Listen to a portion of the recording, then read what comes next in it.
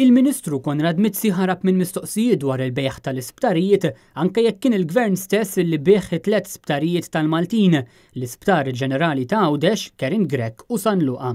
Il-mistoqsijiet li saru minn The Malta Independent kienu dwar il-mod kif il-Vitals li suppost xtraw l-isptarijiet huma għal 30 sena issa għaddewhom fidejn kumpanija oħra, Stewart Healthcare, wara biss 21 xahar minn meta l-Gvern bihomlhom.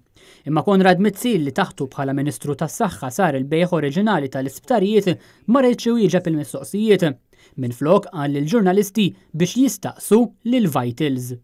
Chris Friend said on Extra yesterday that the government was informed in September, a couple of months before Stewart even entered the picture, that they intended to sell. Why did they want to sell? Il-question dwar the motivations for selling should be addressed to the seller, not. Aħna bħala Gvern, we're there. For public-private partnership, and this involves 3 state hospitals that you sold off. Don't you think the public needs answers?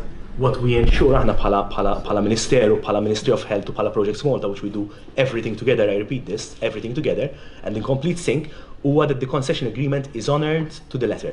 Il-pożizzjoni ta' Konrad Mizzi li ma jweġibx mistoqsijiet dwar ir-raġuni għaliex il-Vitals għaddiet 3 sptarijiet għand Stewart Healthcare 21 xahar biss wara li xtrat l-isptarijiet mingħand il-Gvern Malti tiġi eżattament wara li bdew iqumu sensiela ta' mistoqsijiet u dubji dwar jekk id-deal biex il-Gvern ibieħ l-isptarijiet lil Vitals sarx bl-intenzjoni li jkunu aġevolati xi individwi.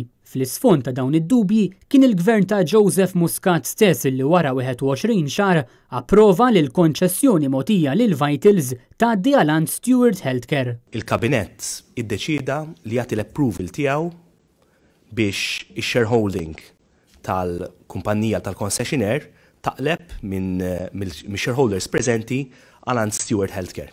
Sa dan it-tant f'investigazzjoni mis-sit Lovin Malta bdew jitqajmu mistoqsijiet oħra marbuta mal-bejħ tal-isptarijiet, din id-darba mistoqsijiet dwar il-kumpanija Technoline mixtrija minn ċertu Ivan Vassallo u li xogħla kellu jkun li tissupplixxi lil Vitals bi prodotti u apparat mediku.